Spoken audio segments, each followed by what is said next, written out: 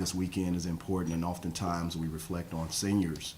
But I want to continuously reflect on this team because that's our identity. We're definitely grateful for the guys that joined our program who no longer have years of eligibility left. But this team is a memorable team, and I hope that our crowd come out and support as they give their very best. Questions? Dennis, now that you're one game away from the postseason and seedings and all that, would it be important and beneficial to get into that top four and get a double bye next week? Yeah, I don't look at those things. I think ultimately any postseason tournament, you know, we just wait patiently to see what and where the dominoes fall. You know, I think the last 4 teams play. We'll have to play 5 games in a row. Then follow that. You know, we'll see where it's at the end of the evening, so to speak.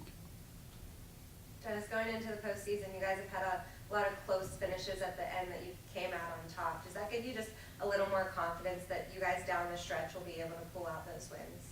Yeah, that's a great question, great statement. I think it gives you confidence in March. I think our season is built a certain way from the summer to preparation all the way into non-conference, non-D1 games, closed scrimmages, but also some road games that we have, and all those situations add up, especially throughout the year. I think the SEC conference, we have so many tremendous great coaches and some great players that you see any and everything, and that is to prepare us for any kind of postseason tournament.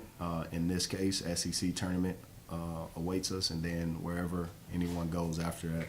But we've played in different games, different styles against different teams, different environments, and it just gives our guys confidence. It's adding to their list of experience because they do have experience prior to this season.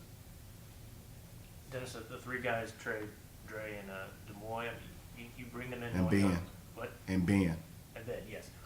You bring them in knowing they're only going to be here for a year, but what kind of, I mean, can you sum up the kind of contributions they've made that could be long-lasting in your program? Yeah, I think starting with Ben Sternberg, you look at his journey and his impact. You know, he's really a guy that I think doesn't get enough credit that really defines our team. His characteristics, his mentality.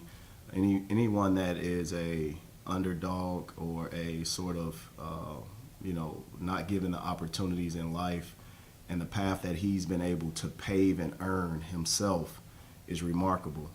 And, you know, I'll have it no other way for him to go from manager to walk on to captain, and that obviously from Cleveland State to Mizzou, and have the same impact.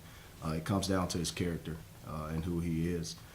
You know, Dre Golston, a kid that we recruited to come to Cleveland State as well, but he decided to go to Milwaukee. And someone that, you know, I genuinely knew at some point our paths would cross at some point again. You know, Pat Baldwin didn't get retained, and at that point, Dre Golston had another year left. And we began conversations even before I got here. And that's what made it a lot easier, the pre-existing relationship. But he's a tough-minded kid, one of the biggest shot makers I think this season has allowed us to see. But also his infectious personality, right? I think he has impacted the uniform that he puts on. He's impacted the locker room, and we're grateful to have him. Demoy Hodge, same way, a kid that, you know, I recruited at Florida State, and someone that came here from Cleveland State, had great success, and he did some great things for us. Couldn't imagine him being anywhere else, and he probably couldn't imagine it either. But I've impacted his life. He's impacted mine. And Trey Gomillion, Coach Cameron, Trey Gomillion, I'll say the same. The first kid I ever signed as a head coach, and no one else can replace that. He's a young man that I truly believe will be on my staff one day when the ball stops bouncing. but also someone who's great at leading men, and he'll continue to impact the game of basketball in different ways. But I couldn't imagine being on this journey without him, and being here without him for sure. Dennis, from when you guys played Ole Miss at the end of January, just where has your team grown since that point in the season? Well, that's a loaded question in terms of our growth.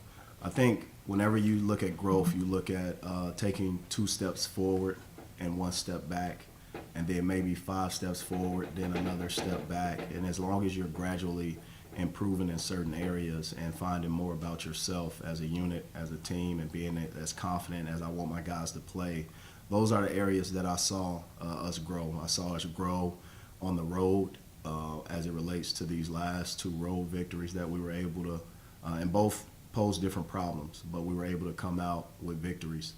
In addition to that, you look at the identity of teams, players, fighting as much as they can to preserve their identity and protect the jersey, but also the connectivity. I think it has become a cliche word, but it means something different to us, as we've always used it in different environments, but more importantly with each other. We want these guys to stand in each other's weddings. We want these guys to have relationships with each other, and that's the growth as it relates to a team who's only been together for 1 year, to be able to provide that's lifelong relationships, and that's where I see us growing the most. Dennis, what has Sean meant to the team this year? Sean is big time, man. Very selfless individual. Again, he's a young man that impacts the game. He has a great basketball IQ. And you just look at how he impacted the game last evening or two nights ago, when he was able to find those shooters, especially Demoy Hodge in transition, double ball screen, but also post up his defender, and I think it was possibly to tie a game or take a lead. He's infectious, man. He's a hard worker. No one puts in more time than he does on this team and this program. He knows the janitors know him. He knows how to turn the lights on and turn them off in the entire arena. I'm not sure if he's on staff or what, but he knows everything about this building because this is his second home, and he's done a great job of making it that way. He comes watch film each and every day, and sometimes even on our day off, he wants to make contact with his coaches and teammates, and you see him walking in the office just with his enthusiastic personality, and he's done a great job, so he means a lot. Have you seen his game sort of improve through the season? Absolutely. I've seen his confidence improve. Whenever you have a new group together, you try to figure out who's who. I've seen him sacrifice. I've seen him grow. I've seen him pick and choose the opportunities where we need him to be aggressive. He's another kid that I think we could use to be more aggressive in addition to Nick. But also, without a doubt, I don't think his shooting percentages behind the arc is indicative of who he is as a player. I think I still want him shooting threes at a high clip because I know what he puts in to the game behind the scenes. Dennis, when you speak about a team that's only been together for a year, when you look at a player like Mabor, who's been through so many different walks of life, from Sudan, Indianapolis to Mizzou now, Cleveland State in between, I mean, what does that kind of walk of life bring to a team, and how can it impact the team? Well, I just think all personalities in a 9-month span, and we say a year, but it's 9 months since these guys have been together. And stories like Mabor's, stories like Trey, stories like Demoy, and even Mohammed, those stories are very impactful, and that's what makes Ben Sternberg an asset to us, because his story is not a normal story. His story is different. These guys are unique in their own way. And they found in their differences an opportunity to connect with their teammates and find the similarities within each other. And it starts with our 8 core values: friendship, love, accountability, trust, discipline, unselfishness, enthusiasm, and toughness. But it also starts with their level of respect for one another in their heart. What I'm fascinated about is how not only the city of Columbia, but our fans have embraced them, but also how our players have embraced this new environment, this city, and institution the same way. Some of them will have an opportunity to go to 2 different alumni weekends, some 3.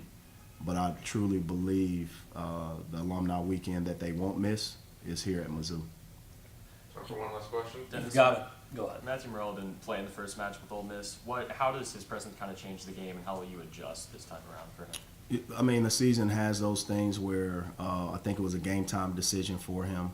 He's a great player, one of the better players in our conference, you know, and vice versa. I think when we look at our schedule, our season, we haven't had all our pieces. So you have to have guys that step up, and that's what they've done. And he's a great player, unbelievable wing, great scorer, great decision maker. His toughness is one of his talents, and he's definitely an asset to them if you continue to watch the games that he was added to, you know.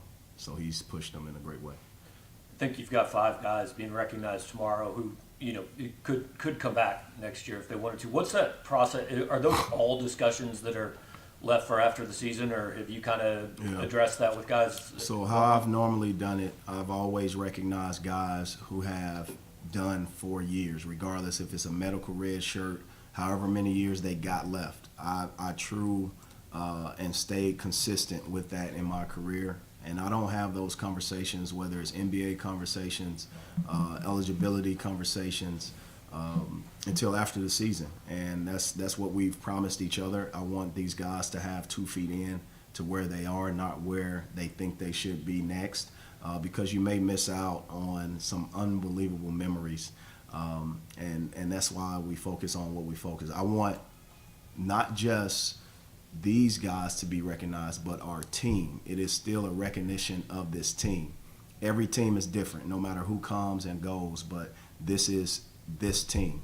And, you know, I've only had and only will have one first team that I've coached here at Mizzou, and this is it for that team. So I want to recognize this team, and in the future we'll continue to recognize each individual team, but also the guys who have been in eligibility for 4 years on a college campus, and that's what we owe them.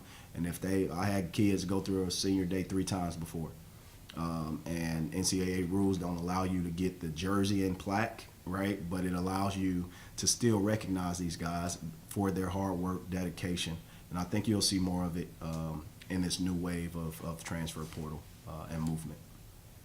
Thanks, Coach. Thanks, guys. MIZ.